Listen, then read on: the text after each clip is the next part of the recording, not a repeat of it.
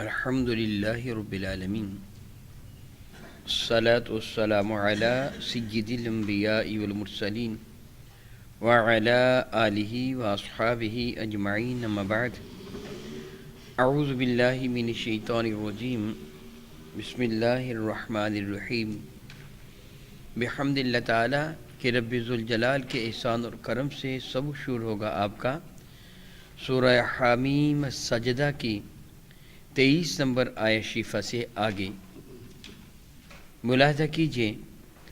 اعوذ باللہ من الشیطان الرجیم بسم اللہ الرحمن الرحیم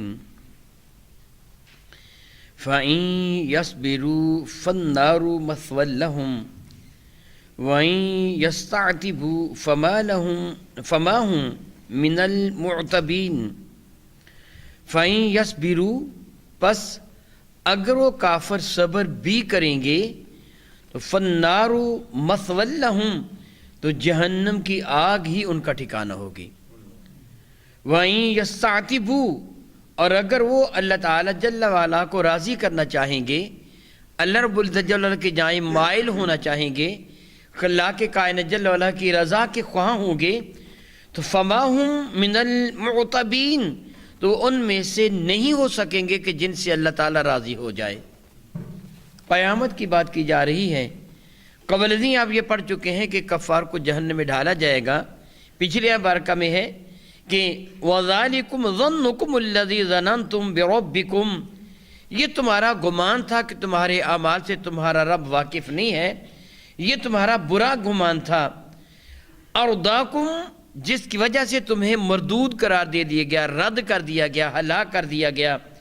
فَأَصْبَحْتُم مِّنَ الْخَاسِرِينَ تو تمہاری صبح اس حال میں ہوئی، یعنی انجام اس حال میں ہوا کہ تم بہت خسارہ اٹھانے والے تھے کہ جہنم کی آگ میں جلنے والے۔ اور پھر جہنم کی آگ میں جلتے ہوئے کافر آپس میں ایک دوسرے سے کہیں گے ہو سکتا ہے ہم صبر کریں تو اللہ تعالیٰ جل وعلا ہمارے صبر کا ہمیں اجر عطا فرما دے۔ شدید تکلیف کے باوجود وہ صبر کریں گے لیکن اس دن صبر کا کوئی بھی اجر نہیں ملے گا۔ پھر وہ جزا فضا کریں گے، روئیں دھوئیں گے مگر ان کا رونا دھونا بھی بیکار جائے گا۔ وہ دعا مانگیں گے مگر ان کی دعا کو شرف قبول سے نہیں نوازا جائے گا۔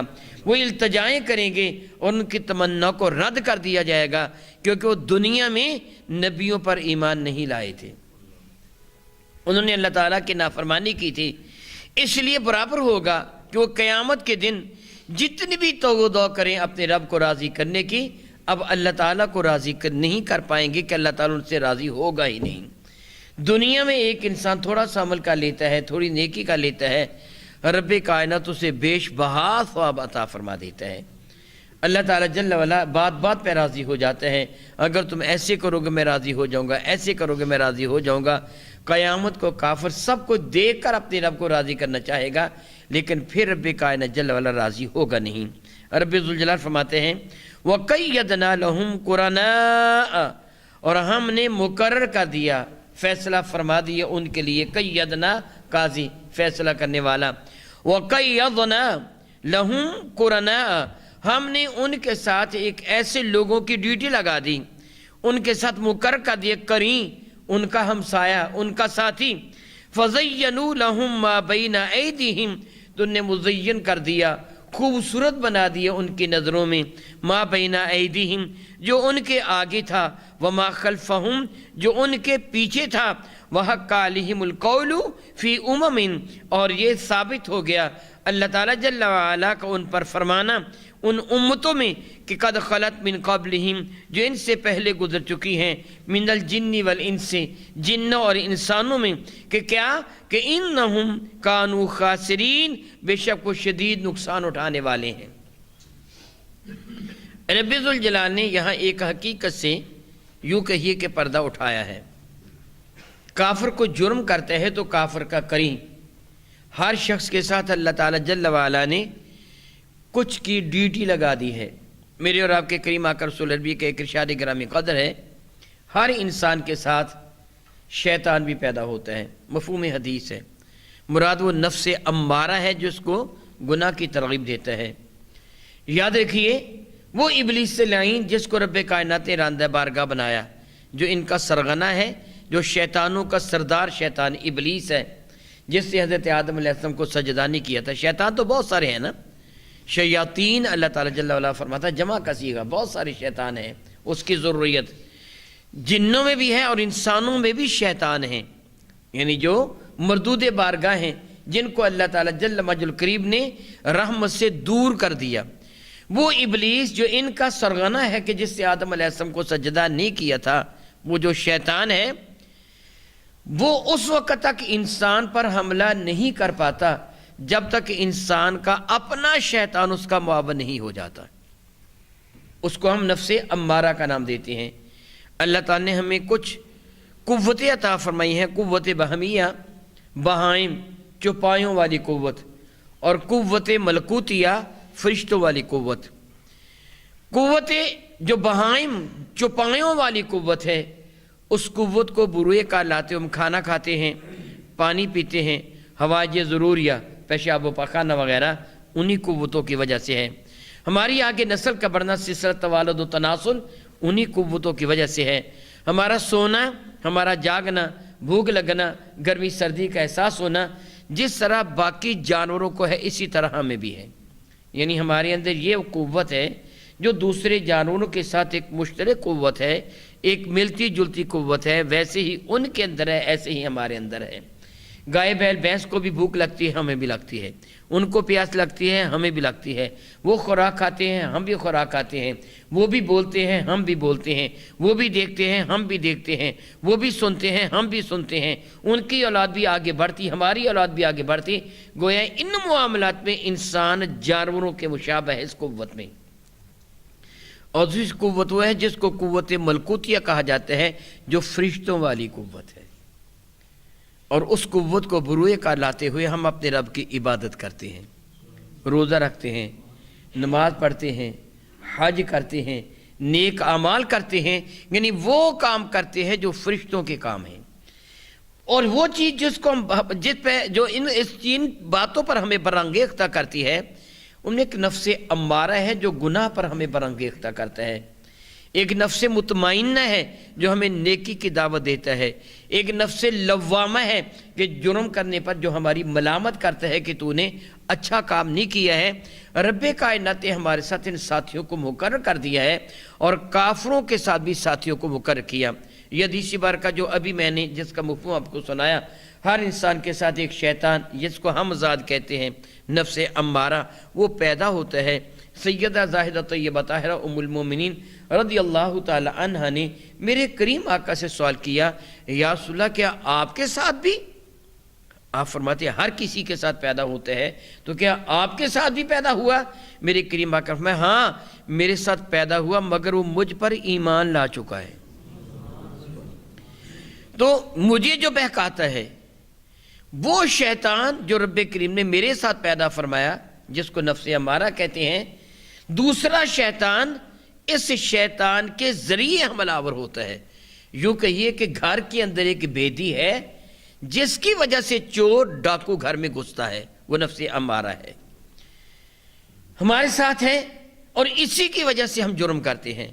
رب کائنات نے ان کے ساتھ جس نفس امارہ کو لگا دیا، وہ نفس امارہ ان کے برے اعمال کو ان کی نظر میں خوبصورت بناتا ہے۔ ایک کافر بتوں کو سجدہ کر کے، بھجن گا کر، بتوں کے گرد گرد چکر لگا کر یہ خیال کرتا ہے میں نے بہت بڑا نیکی کا کام کر لیا، یعنی ان کی نظر میں گناہ کو گناہ نہیں رہنے دیا جاتا بلکہ گناہ کو نیکی بنا دیا جاتا ہے۔ اب عیسائی حضرت عیسیٰ علیہ السلام کو اللہ کا بیٹا کہہ کر اپنی تئیں یہ سمجھتے ہیں ہم نے بہت بڑی عبادت کی ہے، بلکہ ہم نے عیسیٰ کی تعظیم و توقیر کا اور اللہ تعالیٰ جل وعلا کی تعظیم کا حق ادا کر دیا عیسیٰ کو اللہ کا بیٹا کہہ کے، حالانکہ یہ کتنی بڑی گستاخی ہے، کتنا بڑا جرم ہے۔ یعنی ان کی نظر میں گناہ کو گناہ باقی نہیں رہنے دیا گیا، اس کو مزین کر دیا گیا۔ یہ تو حقیقتاً تفسیر ہے۔ کرم شاہ صاحب رحمۃ اللہ تعالی علیہ اس کے تحت بڑا خوبصورت حاشیہ لکھتے ہیں، وہ یہ فرماتے یہی حالت سیاسی لیڈروں کی ہوا کرتی ہے۔ وزیر اعظم کوئی بن جاتے ہیں، اس کے چیلے چانٹے، اس کے ہواری، اس کے ہر جرم کو خوبصورت بنا کے پیش کرتے ہیں۔ اور کہتے سر آپ بالکل ٹھیک کر رہے ہیں. وہ ظلم کر رہا ہوتا ہے, وہ زیادتی کر رہا ہوتے ہیں, اور چیلے چانٹے جو اس کے, وہ جس کو پنجابی میں چولی چوک کہتے ہیں, اس کے چیلے چانٹے مسٹنڈے صرف اور صرف اس سے مفاد حاصل کرنے کی خاطر کہتے ہیں سارا بالکل ٹھیک کر رہے ہیں, بہت صحیح کر رہے ہیں. وہ گمراہی میں آگے بڑھتا چلا جاتے ہیں اور یہ اس کے معاون بنتے چلے جاتے, تو صحیح کر رہا ہے, صحیح کر رہا ہے. اگر کوئی شخص اس کے ظلم و ستم کے خلاف آواز بلند کرتے ہیں تو اس کی آواز کو دباتے ہیں, کہتے پکڑ کر جیل میں ڈال دو, یہ ملک کو برباد کرنے والا ہے, یہ ملک کو تباہ, غدار ہے یہ بندہ. گویا جو ان کو صحیح راہ پہ لانے والا ہے اس کو غدار قرار دے دیا جاتا ہے, اور اس طرح وہ خود بھی برباد ہو جاتے ہیں, اپنے لیڈر کو بھی برباد کرتے ہیں. اور پھر جب پانی سر سے گزر جاتا ہے تو تب اسے احساس ہوتا ہے کہ میں غلطی پر تھا. اسی طرح عام لوگوں کے ساتھ بھی کچھ لوگ ہوتے ہیں جو ہاں میں ہاں ملانے والے کہ بات جی ٹھیک ہے, وہ سمجھاتے نہیں ہیں بلکہ اس کی ہاں میں ہاں ملا کر اپنا کام نکالنے کی کوشش کرتے ہیں. ایسی عادت شیطانوں کی ہوتی ہے, ایمان والوں کی نہیں ہونی چاہیے. میں قبل ازیں ایک حدیث سے بار کا آپ کو سنا چکا ہوں. میرے اور آپ کے کریم آقا رسول عربی شفیع معظم رحمت کا شاعر گرامی قدر حضور نے فرمایا تھا ظالم کی بھی مدد کرو اور مظلوم کی بھی مدد کرو. تو صحابہ نے حیران ہو کر کہا تھا یا رسول اللہ مظلوم کی مدد کرو, یہ تو بات سمجھ میں آتی ہے کہ اس کو ظلم سے بچا لو, لیکن ظالم کی بھی مدد کرے, یعنی ظالم کسی کو قتل کرنا چاہے اس کو ہتھیار پکڑا دو, یہ مدد ظالم کی مدد کرے. میرے کریم آقا فرمایا نہیں, یہ نہیں ہے. ظالم بھائی تمہارا ظالم ہو تو ظالم کی یہ مدد کرو, اس کو ظلم سے روک دو, یہی اس کی مدد ہے. گویا پھر اس کو تم نے جہنم کی آگ میں جلنے سے بچا دیا. میرے اور آپ کے کریم آقا تاجر البجم شفیع معظم کی خدمت فیض درج پہ قضیہ پیش ہوا, مقدمہ پیش ہوا. ایک صحابی نے دوسرے صحابی کی شکایت کی. اس سے کہ اللہ کے نبی صلی اللہ تعالیٰ علیہ وسلم آپ نے اس کو میرا بھائی بنایا ہے. میرے کریم آقا نے بھائی چارہ جو قائم فرمایا تھا, ویسے سارے مسلمان آپس میں ایک دوسرے کے بھائی بھائی ہیں, اسی آپ نے میرا بھائی قرار دیا, یہ اچھا بھائی ہے, اس سے تو مجھے نقصان پہنچایا. میرے کریم فرمانے کے صلی اللہ علیہ وسلم بی بی کیا نقصان پہنچایا؟ اس سے واقعہ عرض کیا یا رسول اللہ ایک شخص مدینہ طیبہ میں آیا, یہ نوارہ تھا, اس کو میرے ایک اونٹ پسند آ گیا, میرے ساتھ اس نے بھاؤ طے کیا. یا رسول اللہ علیہ وسلم اس نے دیکھا, پرکھا اونٹ کو دیکھا, دیکھنے کے بعد بھاؤ طے ہوا, اس نے مجھے رقم دے دی. یہ میرا بھائی میرے پاس بیٹھا تھا, سودا طے ہونے کے بعد رقم دے دی, اونٹ لے کے چلا گیا. میرا یہ بھائی اٹھا اس کے پیچھے چلا گیا, جا کے اس کو بتایا اونٹ میں یہ نقص ہے, اس میں نقص تھا, یا رسول اللہ نے اس کا نقص بتا دیا, وہ واپس آیا, میرا اونٹ واپس چل کے کر کے چلا گیا, رقم لے کے چلا گیا. دیکھیے میرے بھائی نے میرے ساتھ زیادتی کی ہے کہ میرا بکا ہوا اونٹ واپس کروا دیا, مہنگا بکا تھا اور اس سے واپس کروا دیا. میرے کریم مسکراتے فرمائیں گے اس سے تو تیرے ساتھ نیکی کا عمل کیا ہے, اس سے تو بھائی ہونے کا حق ادا کر دیا کہ تجھے اس نے جہنم کی آگ سے بچا لیا. تو نے دھوکہ دے کر اس کو اونٹ بیچا تھا تو تیرے بھائی نے تجھ کو جہنم کی آگ سے بچا لیا. یہ ہے مدد ایمان والے کی, یہ ہے کمال ایمان والے کا کہ ایمان والا اپنے ایمان والے بھائی کو جہنم کی آگ سے بچاتا ہے, یہ کمال ہے. اگر معاذ اللہ تعالیٰ گناہ وہ کر رہا ہو تو آپ اس کو گناہ سے روکے نہیں بلکہ اس کے معاون بن جا, ٹھیک ہے کوئی بات نہیں تو کر لے. معاذ اللہ تعالیٰ یہ آپ نے اس کے ساتھ دشمنی کی ہے, یہ ایمان والوں کا کام نہیں ہونا چاہیے کہ یہ شیطانوں کا کام ہے. اللہ تعالیٰ فرماتے ہیں وَقَيَّدْنَا لَهُمْ قُرَنَاءَ, ہم نے ان کے ساتھ کچھ کریں کو ساتھی مقرر فرما دیے ہیں. فَزَيَّنُوا لَهُمْ مَا بَيْنَ أَيْدِيهِمْ, تو انہیں خوبصورت کر دکھا دیا ان کے سامنے جو ان کے آگے تھا, یعنی جو وہ کر چکے تھے. وما خلفہم, جو پیچھے جو جرم کر چکے تھے ان کہا بہت اعلیٰ ہے, جو کر رہے ہیں اور کرتے رہیں گے انہوں نے ان کو بھی اعلیٰ کر دیا کہ تم بالکل ٹھیک کر رہے ہو. ناحق حمایت کر رہے ہیں, وہ ناحق حمایت کر رہے ہیں اپنے لیڈر کی, اپنے بڑے کی ناحق حمایت کر رہے ہیں صرف اور صرف اپنا الو سیدھا کرنے کے لیے. میرے کریم آقا کے ارشاد گرامی قدر ہے جو کسی کی ناحق حمایت کرتا ہے اس بے وقوف کی مثال اس طرح ہے جس طرح کوئی اونٹ کنویں میں گر پڑے اور وہ اونٹ کی دم کو پکڑ کر باہر نکالنے کی کوشش کرے، پھر یوں اونٹ کو باہر نکال نہیں سکتا، یہ ناحق کمید کرنا ہے۔ ربی کی فرماتے ہیں ما بین ایدیہم وما خلفہم وحق علیہم القول، ان پر اللہ تعالیٰ کو وہ قول ثابت ہو گیا جو ابلیس کے سامنے کہا تھا کہ تجھے اور تیرے ماننے والوں کو میں جہنم میں بھر دوں گا۔ اللہ نے یہ وعدہ فرمایا اور یہ وعدہ ان کے لیے ثابت ہو گیا۔ فی امم قد خلت من قبلہم، ان امتوں میں جو قبل ازیں گزر چکی ہیں، من الجن والانس، ان کا تعلق جنوں سے تھا یا انسانوں کے ساتھ، انہم کانوا خاسرین، بے شک وہ لوگ سخت نقصان اٹھانے والے ہیں، گھاٹا اٹھانے والے ہیں۔ معاذ اللہ تعالیٰ ثم معاذ اللہ تعالیٰ، او کما قال اللہ تبارک و تعالی، واللہ تعالی اعلم باسرار کتاب۔